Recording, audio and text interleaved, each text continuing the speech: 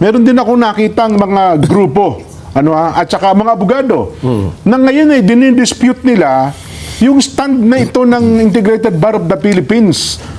Marami yan, hindi na ako magbabanggit isa-isa. Pero mga kilalang abogado rin po ito na sinasabi nilang hindi naman sila tananaw ng IBP na o kaya ng pamunuan ng IBP para lagumin ang isang sentimiento na yun nga ang pananaw ng IBP sa kabuuan ng mga abogado sa ating bansa, Sen. Tama siya kasi ako bilang kasapi ng IBP, Opo. wala namang tumawag man lang sa akin o nag-text sa akin. Sana man lang kung merong national na census o kaya survey. Opo. Kunyari, pinasasagot kami. Okay ba itong... Pinadala ko kunwari yung statement. Opo. Ito yung stand natin, Oo, okay ka ba? Kung okay ka, yes. O kaya kung no, siguro baka sakaling merong semblance ng consensus getting. Halimbawa, Opo. Ang problema, bigla na lang lumitaw noong June 4, 2026, yung isang statement na may pamagat na official statement on what constitutes a legitimate quorum for the Senate to conduct official business. Opo. Yung statement din, Kuya Benny, ay attributed sa isang entity na ito nga, IBP, official statement nakalagay, pero nanggaling sa Office of the Director for National Communications. Okay. Pero pinalalabas nila IBP official statement. Ngayon, kinakailangang malaman ng ating mga kababayan na meron pong regulasyon ng rules of court natin na kung saan yung legal operations ng IBP ay nakasalig din sa rules of court na pinromulgate ng ating Korte Suprema. Meron pala Ibig yan, sabihin, lahat ng gagawin, lahat ng tuntunin, nakasalig dun sa Rule 139-A. Okay. Ito kasi yung tuntunin na kumakatawan sa IBP. Isa yon. At po pwede rin gamitin yung kanyang, yung bylaws ng IBP na may petsang 1974. Okay. Itong IBP bylaws, tinangka itong i-revise sa dalawang bagay. Una, yung kung paano i-amend nila yung election method at saka yung election matters. Basta po sa election lang. Sa pamunuan po ng IBP. Sa pamunuan ng IBP. At yung isa naman ay yung mga members ng IBP na maaaring sumama sa government service. At kung paano yung eligibility nila for election. Yun lang ang proposed amendments. Ngunit hindi pa pinagtibay ng Korte Suprema, nakabinbin. So, meron lamang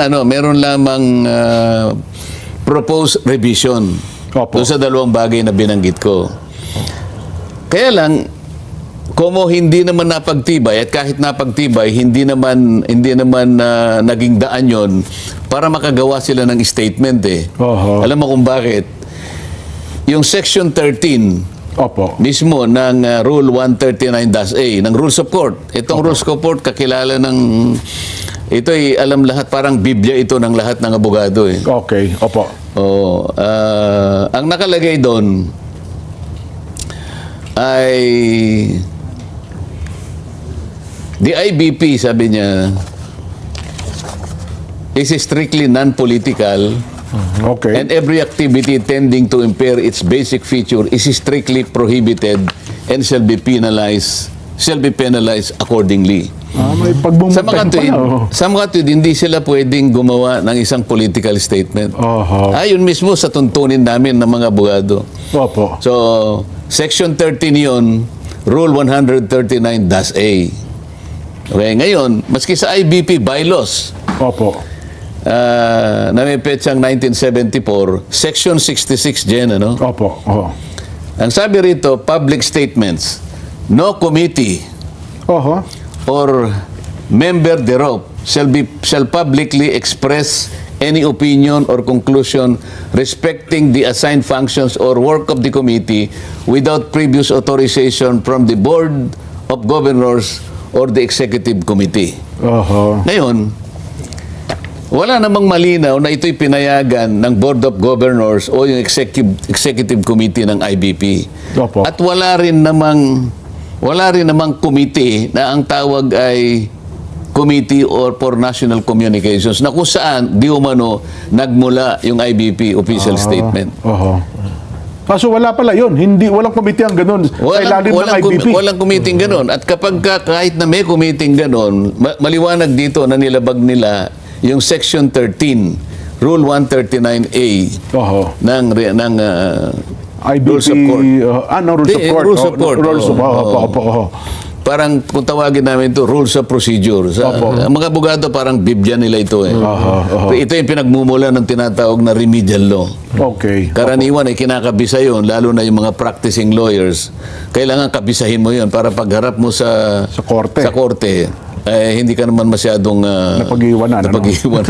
Kasi yun ang palang rules of court. Ngayon, kung ito ay alam nila, hindi dapat sila gumawa ng IBP official statement. At kung ito'y pinayagan ng Board of Governors o yung Executive Committee, makakalabag sila rito. Kung hindi naman pinayagan, bakit lumitaw yung IBP official statement?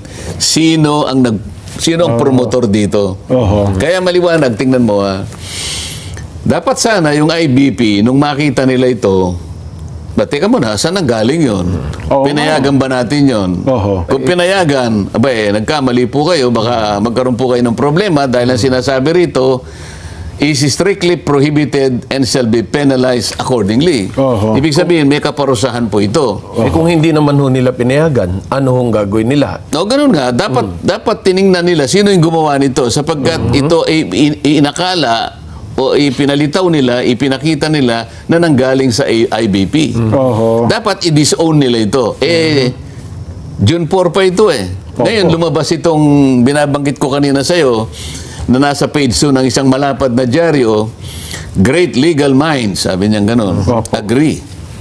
At malamang may nagbayad pa niyan kasi kung IBP na naman ang nakalagay ron Hindi, advertorial Natural, may bayad, bayad yan. talaga po yan. Sapagkat, one page yun full page Ngayon, ito kaya ay papayagan ng karaniwan katulad kong miyembro ng IBP na alam ko naman na hindi sila pwedeng gumawa ng political statement pagkatapos ginastos pa yung pera ng IBP para sa ganun ay isang pahinang ng dyaryo ang babayaran. Kung di ako nagkakamali, hindi bababa sa 150,000 ng isang... Tama po. Mahal yan.